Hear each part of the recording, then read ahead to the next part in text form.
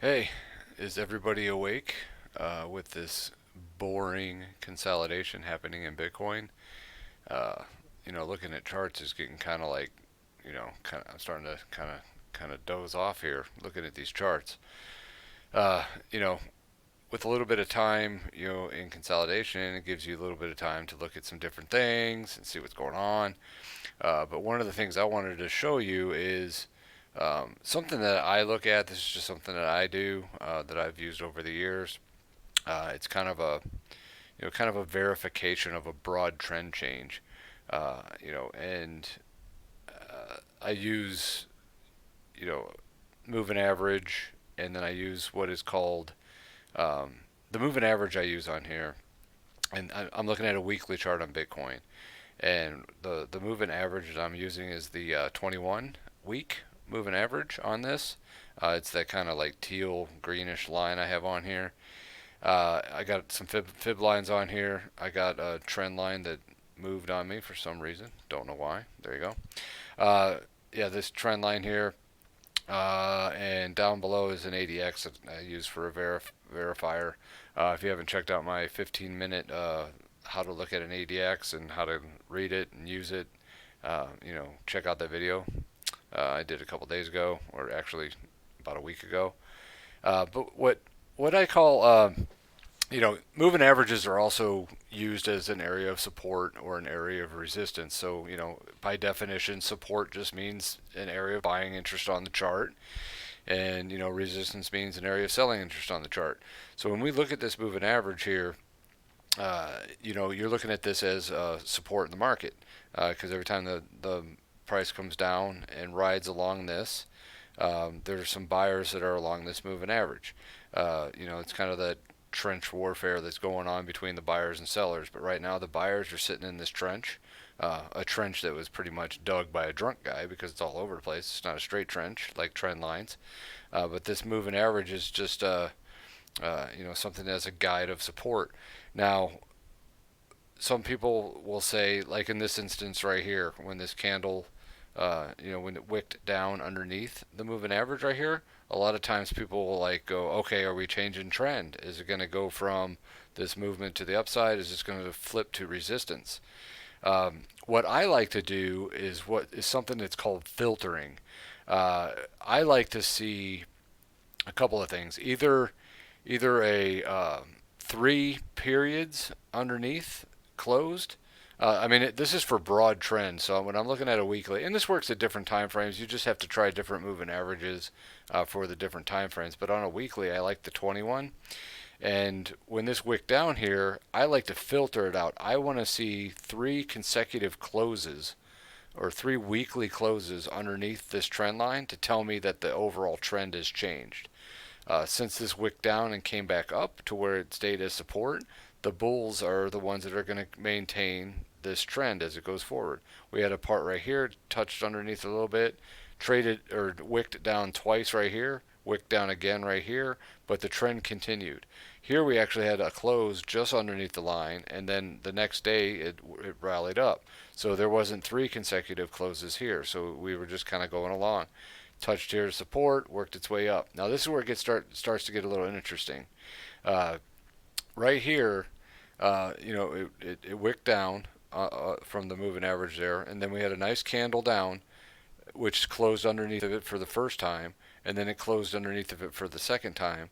But let me move this circle out of the way a second. But the third day, or the third week in this case, the candle went back up and closed above the line. So really, the bears really didn't take over yet in the market, even though I'm talking about broad trend change. Yes, we had this correction down. We had a large correction to the upside, but I'm wondering, do the bulls really hold this long-term trend? But right at this point, it wasn't the case. ADX was dropping here, and the directional indexes were tying up, so there wasn't really a good sense of direction. So if it did change trend here, it went from bullish to sideways. But I had this circle here to show the next time the um, the candles for basically we had a close on this red candle right here. It closed just under it, and then the next day it closed even lower, and then this third day, this little green candle right here, was the third day that it changed, uh, where it said, okay, the bears are the ones that own this trend now. And as you can see, this moving average was support, and now it flips to resistance, because when you look at the next time it's tested, so now the bears are in control. Unfortunately, the ADX is really low. There wasn't a lot of momentum in the market, so the bears were in control, but a really slight to the downside type of deal. It was more consolidation with a little bit of a slant to the downside until we hit right here, and then it goes really strong as the ADX increases right here and shows the bears in control, and we had that nice capitulation to the downside. But right here, as the price is moving back up to the moving average, closed once, closed twice, but then it dropped. So at this point right here, it's saying, okay, the bears are still in control, and it's not going back to the bulls.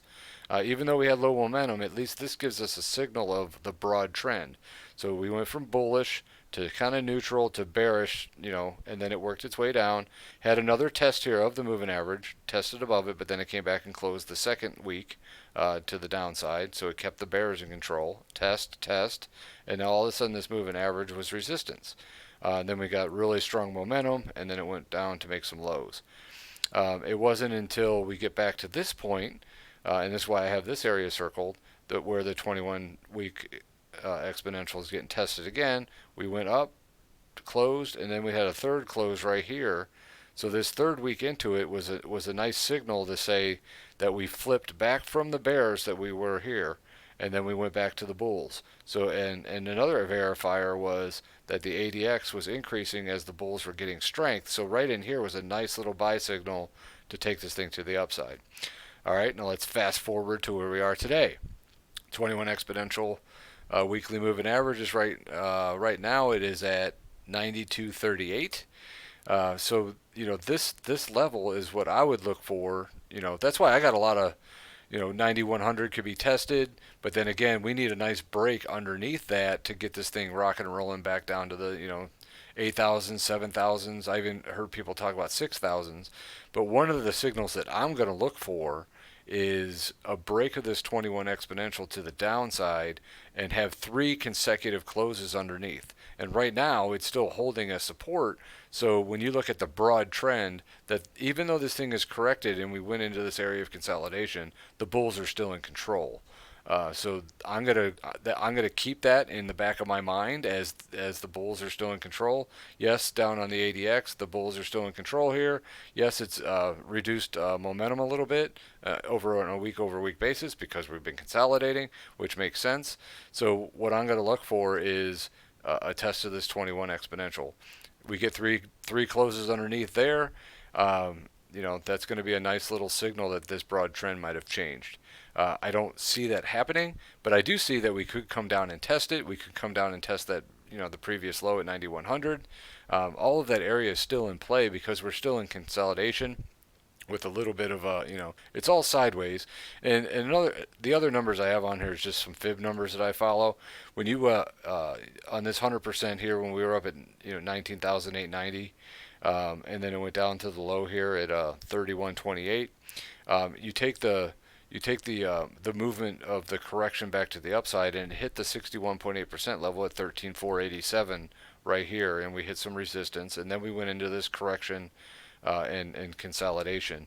The interesting thing is the 3820 is at 95.32, and then that 61.8% level. So this zone we've been in for consolidation has been kind of boring and putting us to sleep for the last 1, 2, 3, 4, 5, 6, 7, 8, 9, 10, almost 10 weeks. It's getting kind of boring. But eventually it's going to break one way or the other. Broad trend still shows with the bulls, so I'm liking that. I'd love to see, one of the things I know a lot of people have been looking at is this, just this trend line that we're on here. We're in this kind of people are talking about triangle patterns and all these different things. I'd like to see a break of this trend line to the upside with the ADX staying elevated for the bulls and get some momentum going, getting this thing going to the upside. But until then, just like we've said the last for a while, we're sideways into the apex of this pattern. And I'm going to hold there, and I'm going to really keep an eye on this moving average for any possible filtered breaks. and any moves to the upside above this trend line, which also I would filter. Not so much on the weekly here, but I would look on a daily to get 3 consecutive daily closes above the line, and hopefully the ADX would be verifying some momentum change and get the bear or the bulls back into control or back into action. They're still in control of the primary trend, but we need them to get back into some strength, get that trend built back up. So that's filtering. Just a quick lesson on something that I do. It's just not. It's just a thing that I use for a support and resistance flip type thing for a broad market. So hopefully that helps when you're looking at some charts. That's just doing a little education. So hopefully that helps. Check me out on Twitter at FiboSwanny, and message me if you have any questions or comments. All right, let's get out of this boring consolidation. Happy trading. Peace out.